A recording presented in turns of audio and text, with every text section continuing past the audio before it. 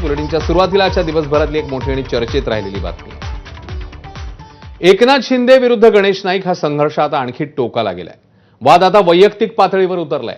उपमुख्यमंत्री एकनाथ शिंदेंसंदर्भात वारंवार वक्तव्य करणारे मंत्री गणेश नाईकांची तक्रार आता थेट रवींद्र चव्हाणांकडे करण्यात आली आहे. शिवसेनेचे खासदार नरेश म्हस्केंनी रवींद्र चव्हाण यांना एक पत्र लिहिलंय.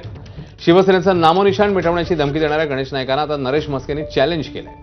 भाजपने शिवसेनेचं नामोनिशाण मिटवण्याची परवानगी द्यावी, आम्ही बघून घेऊ, असं म्हस्के म्हणताय. दरम्यान बेताल वक्तव्य करणाऱ्या गणेश नाईकांना आवरावं अशी मागणीही त्यांनी केली.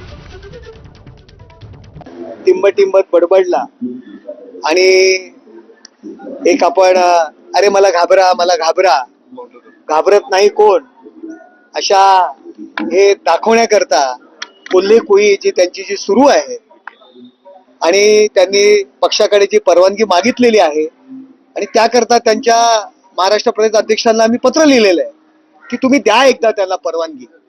आमचं नामोनिशाण मिटवण्याची जे भाषा करतायत त्यांना तुम्ही एकदा परवानगी द्या. आमचं नामोनिशाण मिटवण्याकरता मैदानात त्यांना येऊ द्या, आम्ही सुद्धा मैदानात उतरू.